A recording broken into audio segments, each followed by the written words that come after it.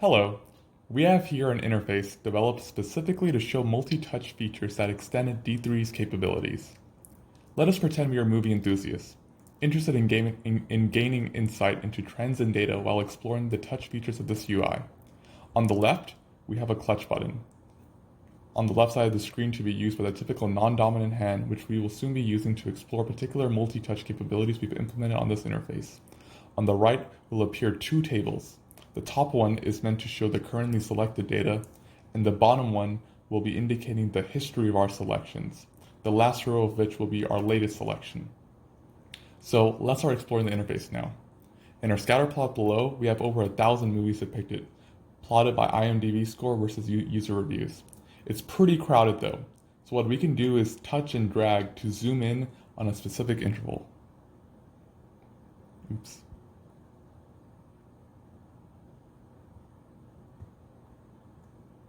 There. Somewhat better. So if we wish to revert to our previous view though, what we can do is double click and our dots will reappear back to our original view. If we're interested in what a particular movie is on our graph, we can perform a single touch selection on any of these points to gain the visual feedback of a red highlight as well as information on what that movie is. The Hunger Games Mocking. 383, 5.7. We can see on the top right bar that our table is now populated with our current selection, and we have one movie selected in our selection history. The pie and the bar charts are aggregations of movies. We can select a slice or a bar, and we can find that the data is linked to the scatter plot, and it'll also update our selection and our selection history charts. By clicking on the 2016 bar, we find that our table updates into a scrollable list of movies, and our scatter plot has also been highlighted with the corresponding movies as well. If we select another bar, our previous one is deselected and our new bar is updated as well. The same goes for the pie chart, which also deselects the bar chart selection. So we can now utilize our clutch bar to perform multi-touch operations. While clutching and tapping bars, oops, my bad, I let go.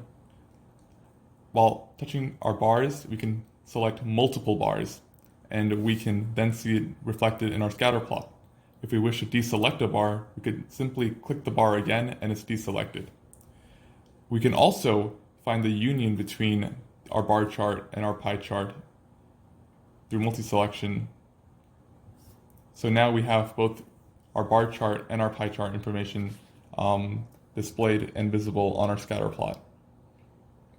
Additionally, we can add another layer of brushing to our interface by clutching and touching the scatter plot and dragging to select, additional information. We can once again add more by brushing once again. Finally, we can simply let go of our clutch to deselect all data, and we will have our history of our data in our selection history table. Our final selection had 441 movies. Thank you.